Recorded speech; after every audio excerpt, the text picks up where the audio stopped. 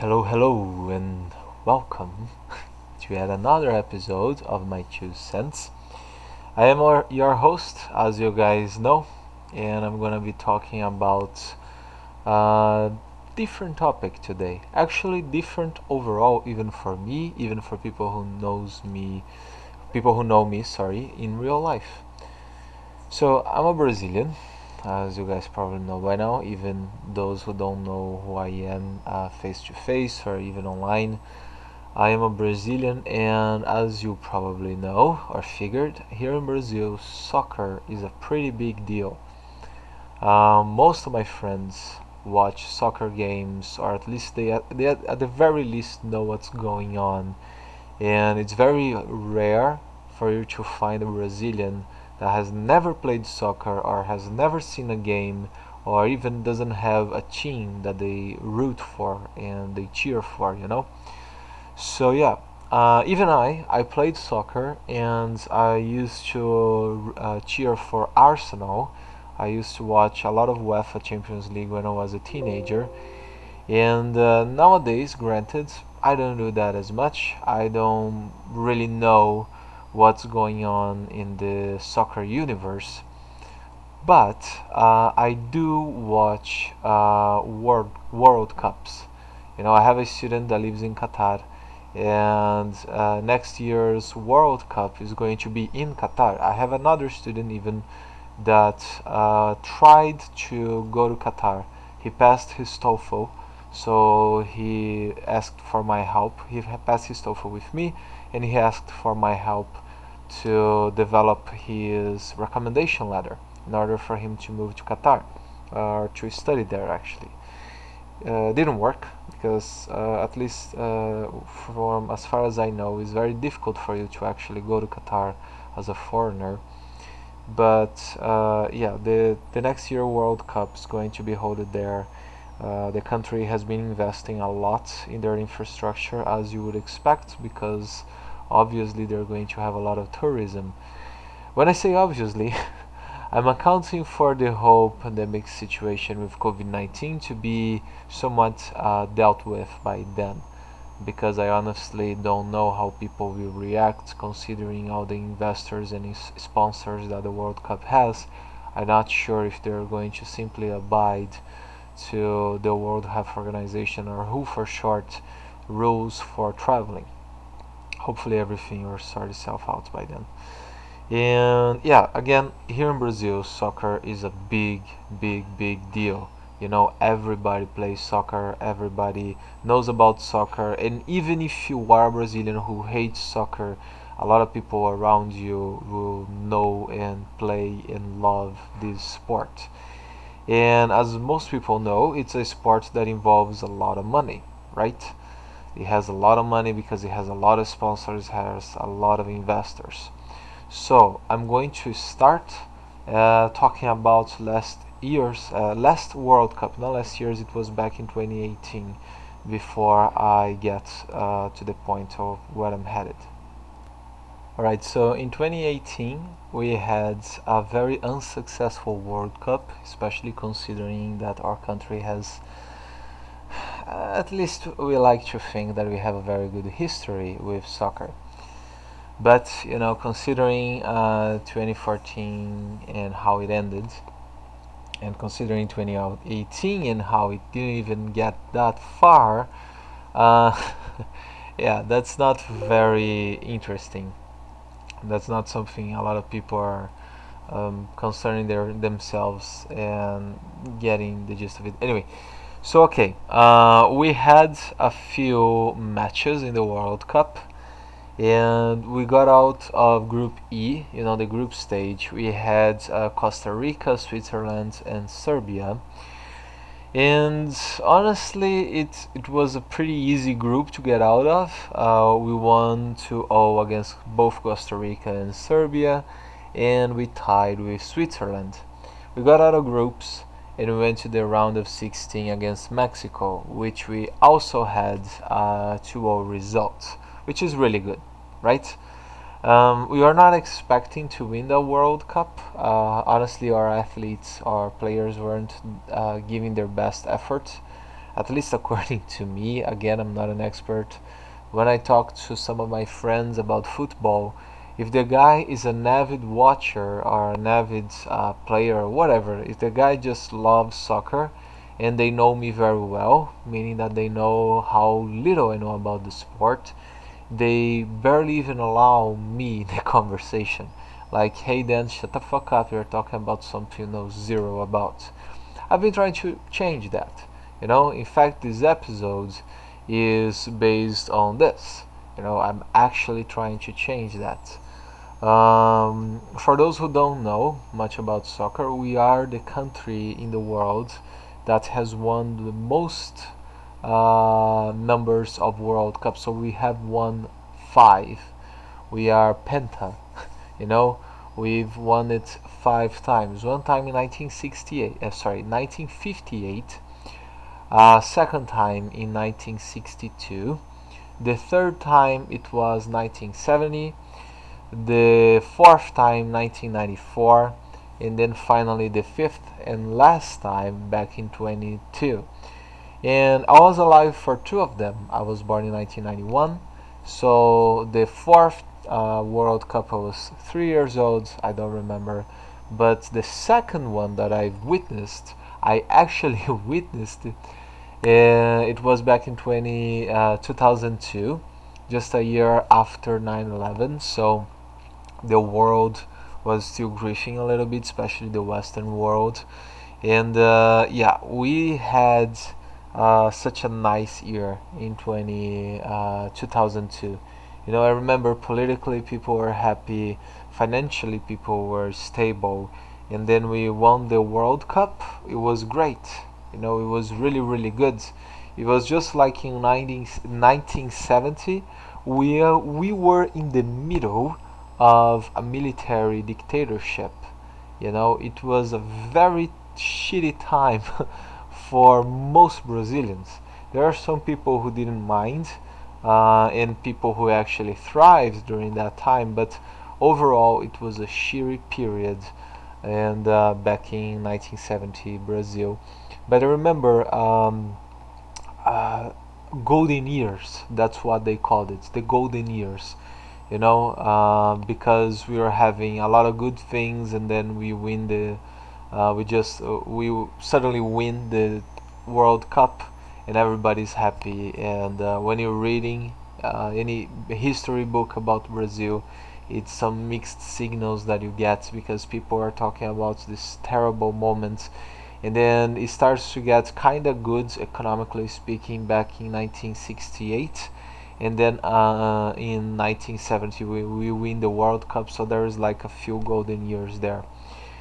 But yeah, overall we just sucked ass, and we were second place, vices, twice.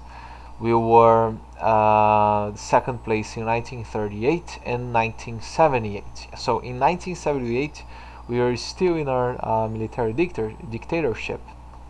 So I guess that's interesting for guys to know. I'm not sure. So yeah, Belgium in the quarterfinals, coming back to 2018.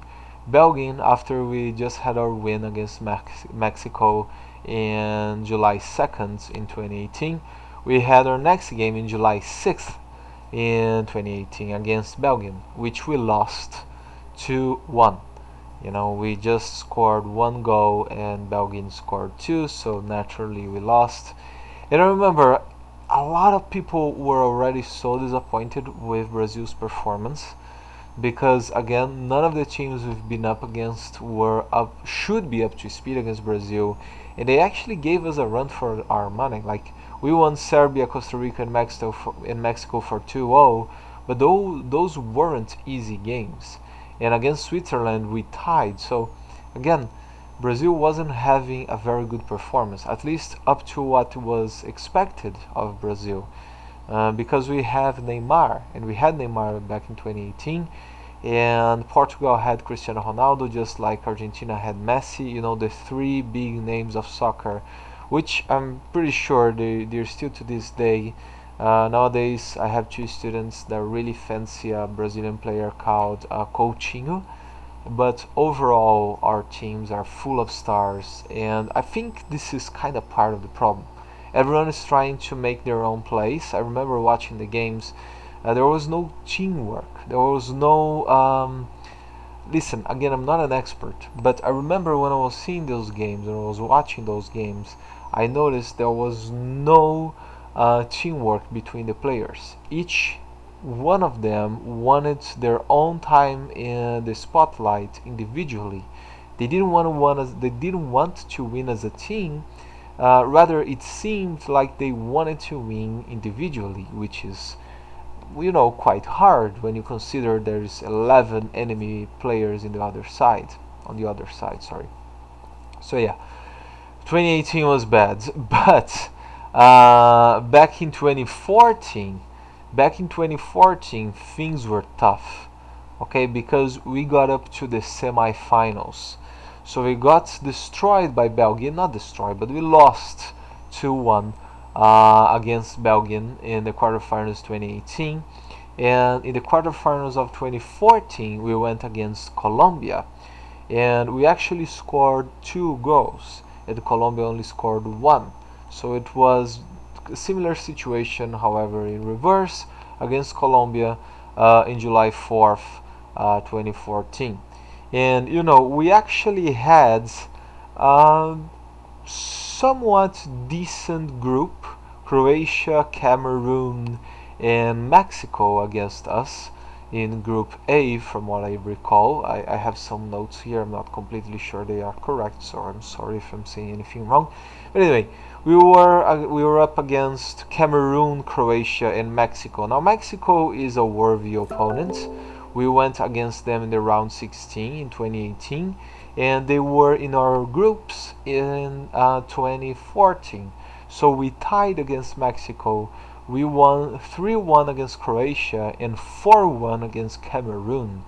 So our team, our national team, was actually doing pretty well during group stage. Round 16, we went against Chile, which again is not a fearsome opponent, but it's certainly they gave us a run for our money. We got tied, we went for penalties, and then we won 3 penalties to 2. So yeah, not certainly not easy. Um, certainly not easy, right? Whenever you need to go to penalties, it's not what you want, right? Because anyway, penalties are tough. It's anybody's game. Given we almost lost, right? We won by just 1 penalty ahead. And then we went to the quarterfinals against Colombia. Again, we won 2-1. And the semifinals, which will be forever remembered as the time Brazil lost 7-1, and that was against Germany. And I remember, up until a certain point of the game, every single Brazilian knew it was over. But when it was like 2 points ahead, 3 points ahead, there was still hope.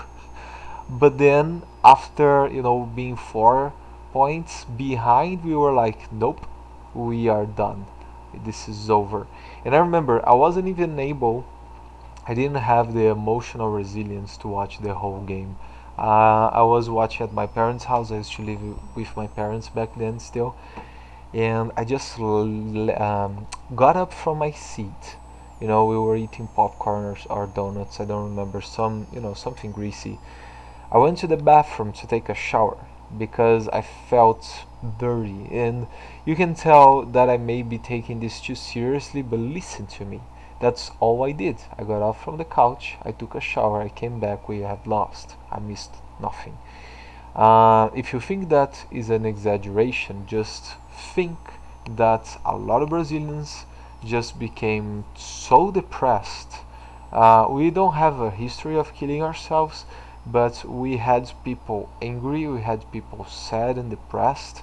We had that it became news stories, several news stories of people's reactions and the aftermath of that game. And it's still a meme online. You can enter any group chat, sorry. You can do that on Twitch, you can do that on YouTube, Discord, whatever it is. If you mention Brazil and if you mention soccer, at least some people, will post like 7x1, 7x1, 7x1, and then they will start just spamming it because it became a meme of how surreal it is. And this meme became so famous that even people who don't know soccer, who doesn't even know where the 7-1 comes from, people still mention it. So yeah, for us it was a big hit in 2014. Maybe that's why the players were like, fuck this, I'm just gonna try to shine and maybe get a good contract after the World Cup, because the World Cup, again, I might be wrong here, but I believe it is a place for players to get, advertised. It's a place for them to get advertised. Hey, listen, here is that guy. His team sucks, but look how good he is. And I remember our star, our biggest star, Neymar, he played so poorly that a lot of people started hating on him online. A lot of people. Twitter was full of memes of just Neymar rolling on the ground for no reason, and people extended that. There are extended versions online. If you want, you can find that with not that much of a trouble. And it was, even more embarrassing than 2014. I didn't even know that would be possible for a World Cup to be even more embarrassing than 2014. Maybe there was one in the past that I have no idea about that was really tough to go through. But yeah, for a penta champion, for a national team, for a nation that has won the World Cup for about 5 times and came second place twice, how can a team like this suffer a 7-1 and embarrass themselves in the last World Cup? So, all that said, as a good old Brazilian, even though I'm not following up with sports games, I'm not even following up with my nation's games. I usually just watch through the whole World Cup. I'm not sure if I'm going to do that next year. I still have no idea how that will pan out. But I'm sure if you talk to a soccer expert, they will be able to tell you in probably with better detail and with better depth what went through these games. Maybe they will give you a reasoning, but everyone is wise after the fact. So always take these commentaries with a grain of salt. I remember when the games were over, people were saying, "Oh, the manager sucks. He made all the wrong decisions and everything." And I'm like, all right, of course, now we can see his mistakes, but it's not everyone that actually knew what to do before the games, and a lot of people who say they knew, it's pretty easy for these people to say that because there's no way of proving them wrong. So it's like I don't know, superfluous conversation. It's not that important. But yeah, soccer is big in my country, and I'm kind of looking forward for the next World Cup, but not really. At least not really for my country. I'm looking forward to it because I like to see the ceremonies. I like to see the spectacle that people put on a show, right? And Qatar is such an amazing, beautiful country that I'm sure we are going to have a pretty cool show next year. If I'm still doing this podcast by next year, I'll certainly cover some games from the World Cup, certainly from Brazil, and maybe some from Argentina too. Because since I'm not a very good Brazilian regarding our traditions, which means football. Uh, I also I still enjoy the World Cup. So alright, I also wanted to do a small bridge from talking about soccer to talk about politics, because back in 2018 we had our presidential election and Bolsonaro won. And we had movies coming out about that, TV shows talking about that, and naturally everyone in the country was talking about the election and the results.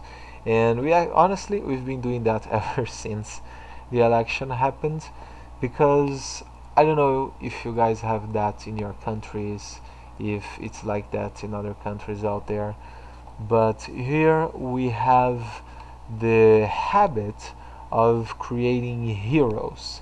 We get a person from a particular party and we start seeing that person as a hero for whatever reason, and we consider that person to be the solution of all our problems, like if that was even possible.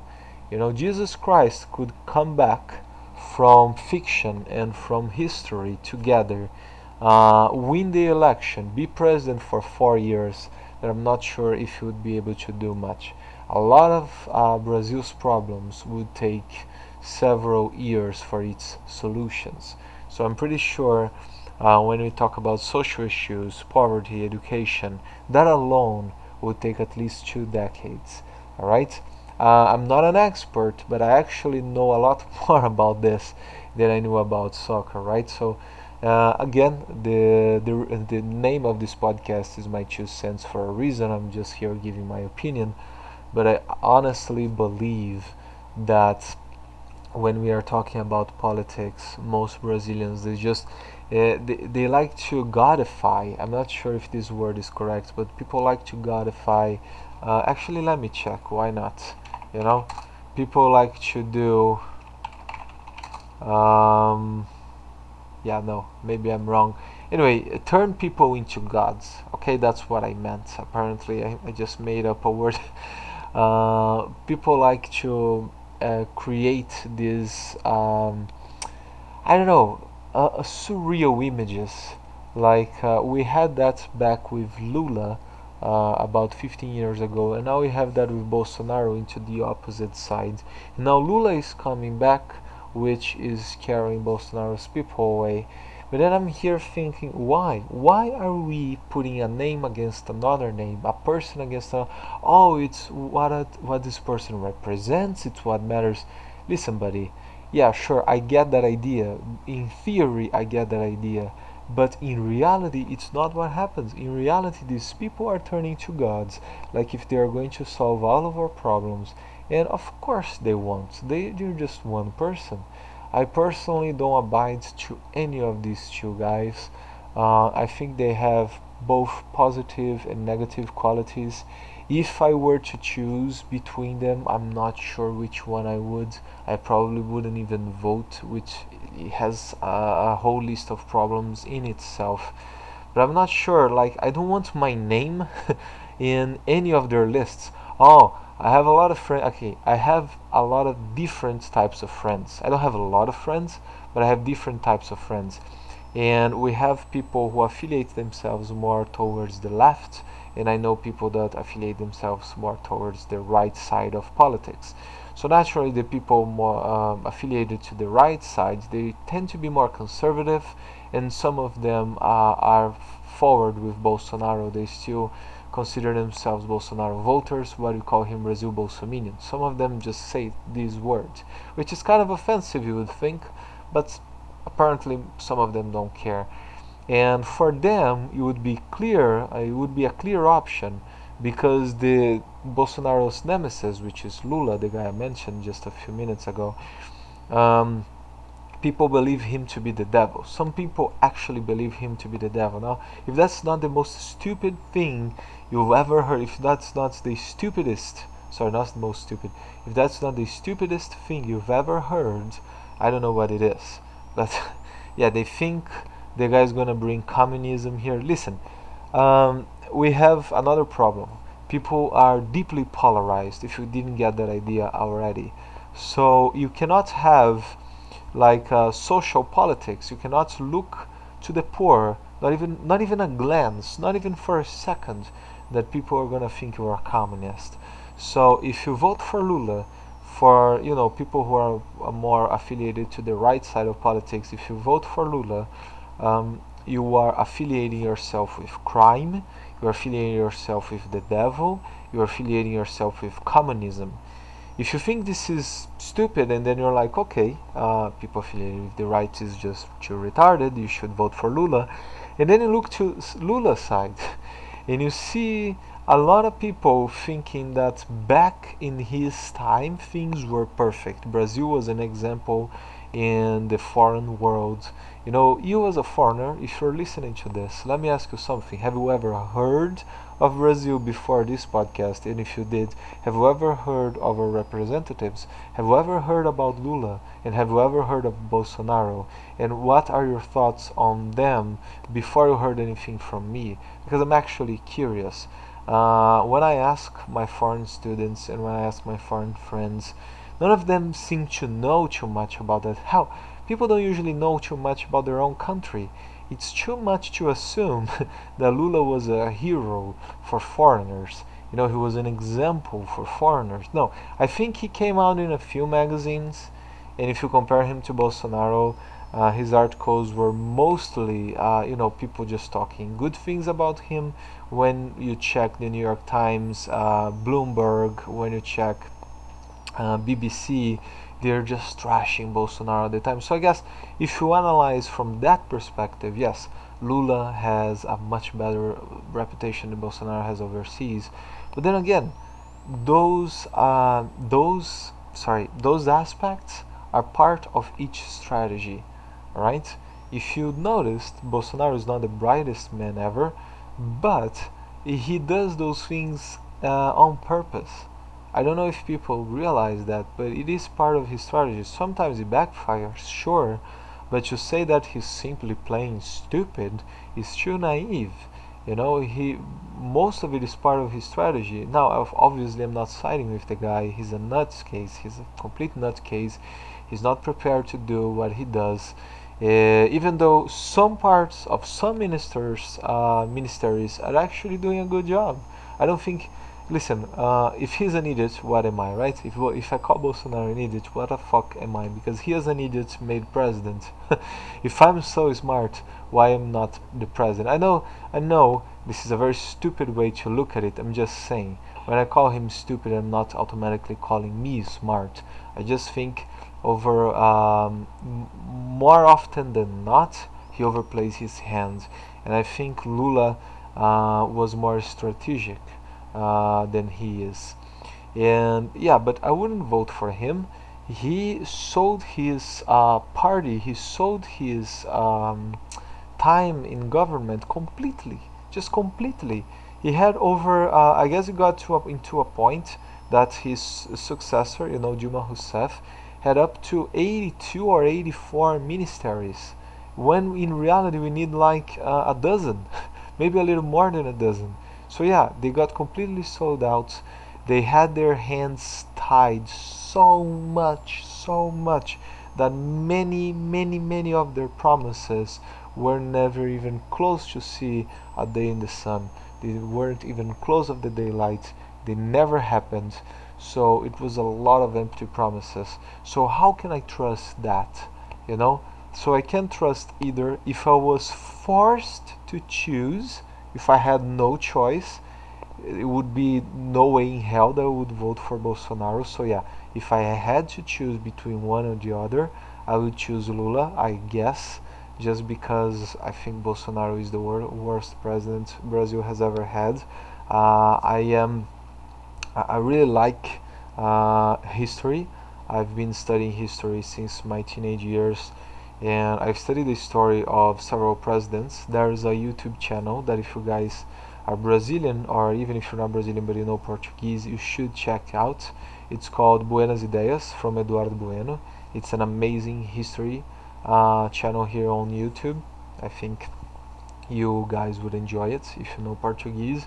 He's pretty smart. He wrote over 30 history books, and his take on this whole situation is not that far apart from mine. He doesn't like either of them, I believe, but he most specifically don't like Bolsonaro for much similar reason. In his videos, he goes into detail to talk about that. I'm not gonna do that today. It's just, again, it's not me trying to pretend that I'm an expert. I'm just giving my opinion. Maybe you agree with me, maybe you don't, maybe you don't give much of a care or much of a shit. Either way, it's fine.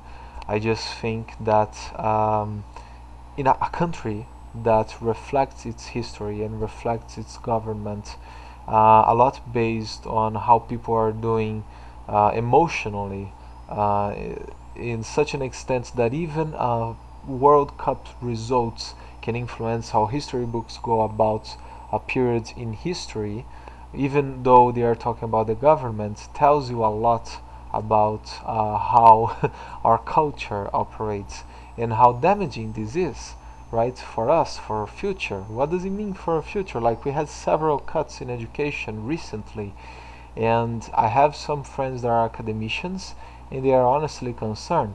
I had two students that lost their scholarship, they lost their grants to do their research, and a lot of the justification is that they are just putting an end into this easy way of living that these academicians have. Easy way of living. The guy stayed over 30 years in Congress without actually accomplishing a single thing. He never did anything, with a very fat salary, and he calls these guys that have to study and read and write and work and research for at least 6 to 12 hours a day, and they are lazy. That doesn't make any sense. Anyway, so Bloomberg posted Bolsonaro's government message to Biden, which is recent. It was 3 months ago, right after Biden took the election, I suppose. And I'm gonna read a passage, all right? And just so you guys have an idea of what we are dealing with here. So the text goes as follows from Bloomberg, all right? Bolsonaro, who styled himself as a Brazilian version of Trump, publicly supported his candidacy and was one of the last world leaders to congratulate Biden for his victory. Last week, as rioters invaded the US Capitol, the Brazilian president repeated claims that there had been a lot of fraud in the US vote, as well as during his own 2018 election, which he claims he should have won in the first round of voting. Araújo declined to comment on the fraud allegations, but said that concerns over voting systems in the US, Brazil, and other countries are legitimate and must be addressed. He condemned the violence in Washington last week, but cautioned that it can't be used as an excuse to muzzle conservative voices around the world. Now, isn't that all just too convenient? Listen, if you think there's too many similarities from what I talked about Bolsonaro when you compare him to Trump, that is not by chance. I actually wrote an article and published it on Medium talking precisely about that. To me, Trump is like an older brother, as Bolsonaro is the younger brother. And he's always trying to impress his older brother. His older brother doesn't give a shit, he's only looking up for himself, and the younger brother is his shadow, following him around, doing as he does, but failing miserably, but at least trying to get the pieces of what his older brother leaves behind. And when Trump fell, and Lula is actually being absolved for what he did, and he actually might be a candidate for next year's elections, 2022 elections. Bolsonaro is getting really scared because he's losing supporters. He's losing the circle around him is tightening, you know, and he's being really concerned. So next year we have the Brazilian elections to look for, especially for Brazilians. Brazilians have that to look for, and we have the World Cup. So 2022 is going to be an exciting year. It might even be the year where we have completely eradicated COVID as a pandemic, and actually just be another disease that we have to look out for and vaccinate ourselves and be careful and yada yada yada. But at least we'll get out of the pandemic status. Who knows? We have that to look forward to. Those are my 2 cents.